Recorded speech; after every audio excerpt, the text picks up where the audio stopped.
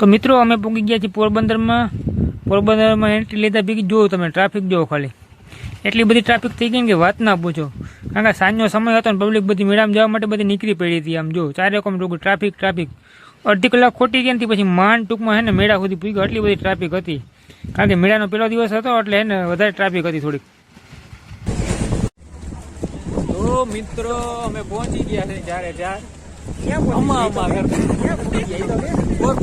પોરબંદર આવી ગયા છે મેળામાં ભાઈ ફૂલ એન્જોય કરવાનું છે. આજે નક્કી કરી લીધું ને આજ બધે રખડીને ધરાઈ દઈ જવું જ બધું વાતું પૂરી હજી રખડવું ને ફૂલ આજે લડી લેવાનું થાય છે. બસ આજે ને ફૂલ લડી લેવાનું થાય છે. મિત્રો અમારા કાકાની શોરૂમ મહેનત બહુ કરે છે.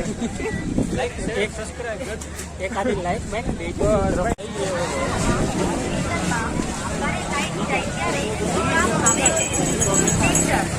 ચાલો લાઈટમાં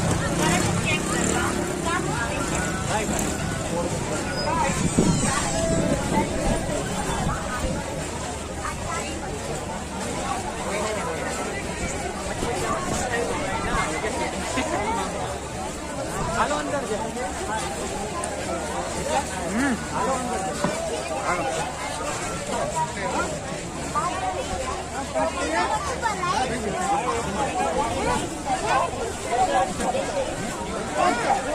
ચાલો લાઈટ ચેક કરવાનું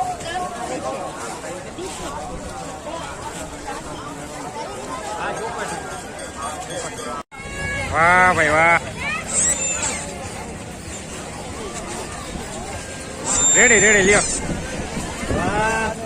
થેન્ક યુ ભાઈ, થેન્ક યુ.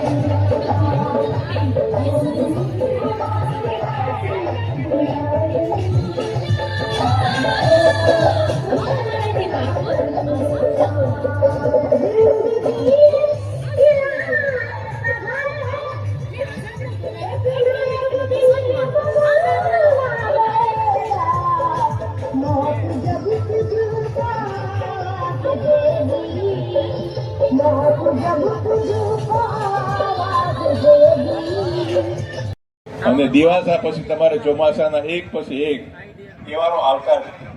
આટલા બધા એક સાથે તહેવારો આપવા માટેના મિત્રો જે આપણા લોકોએ જે તહેવારોની ગોઠવણી કરી છે એનું કારણ એ છે કે ચોમાસુનો પહેલો વરસાદ થાય, વાવેતર થઈ જાય, દેશગોત થઈ જાય અને લોકો પાસે નવરાશ હોય છે.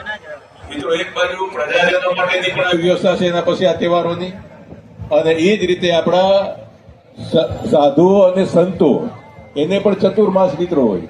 એટલે ત્યારે વૈરાગી હોય, સંન્યાસી હોય, સંતો હોય, સાધુ હોય, એ પ્રવાસ ક્યાંય નથી કરતા. એ પોતપોતાનો વિસ્તારને એક ગામ પસંદ કરી લે, ત્યાં એનું રોકાણ થાય અને ત્યાં પાછું એ ધાર્મિક પ્રસંગો કાયમ તમારે ભાગવતજી કે બીજી કથાઓ એનું શ્રવણ લોકોને કરાવે. આવી સરસ મજાની વ્યવસ્થા કરી છે.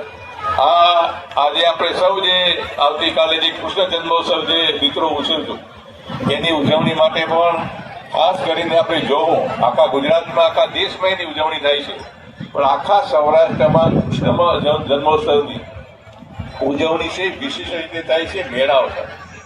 આમ તો મેળો શબ્દ એટલે મેળે અહીંયા જે બધા લોકો જે આવ્યા એને કોઈને આમંત્રણ નથી આપ્યું. બધા પોતપોતાની મેળે આવ્યા છે ને મેળો માણશે. તો આ મેળાનું આયોજન હવે આજે તો દુનિયા એકદમ તમારે નાની થઈ ગઈ છે. એક સમય એવો હતો કે વસ્તી ઓછી હતી, ત્યારે તમારે મેળો જ એવું એક સ્થળ હતું કે આજુબાજુના બધા વિસ્તારના લોકો ત્યાં ભેગા થાય અને એકબીજાના પરિચયો થાય એવી વ્યવસ્થા સાથે આ મેળાનું આયોજન કર્યું. અને એમાં આપણે સૌરાષ્ટ્રની અંદર જ તમારે મેળાઓ થશે. આજે બીજા તમે ગુજરાતના અન્ય તમે પ્રાંતોમાં જશો ત્યાં મેળાઓ નહીં, સૌરાષ્ટ્રમાં મેળો. અને પોરબંદર એ આપણા સૌરાષ્ટ્રનો એ મોટામાં મોટો 2 નંબરનો મેળો છે, રાજકોટ પછીનો મિત્રો મેળો. આ મેળામાં સૌ આપ જે અહીંયા પધાર્યા છો ત્યારે આપ સૌને એ મેળો શાંતિ અને સુખરૂપ માણો એકદમ મોજથી માનો. અને વર્ષ પણ હું તો ખાલી આ વર્ષ નહીં, આપણે હમણાં છેલ્લા 10 થી 12 વર્ષ 15 વર્ષ એવા છે કે જેની અંદર તમારે દરેક વર્ષ ચોમાસાથી સારા થાય છે. એટલે લોકો પાસે પૈસા વાપરવાની, ખેડૂતો પાસે ખાસ કરીને બીજાને ના હોય એ વ્યવસ્થા જ હોય છે. ત્યારે આપ સૌ આ મેળા શાંતિપૂર્વક અને આનંદથી માણો. અને ફરીથી આપ સૌને જન્માષ્ટમીની શુભકામનાઓ સાથે વિરમું છું. અસ્તુ. બસ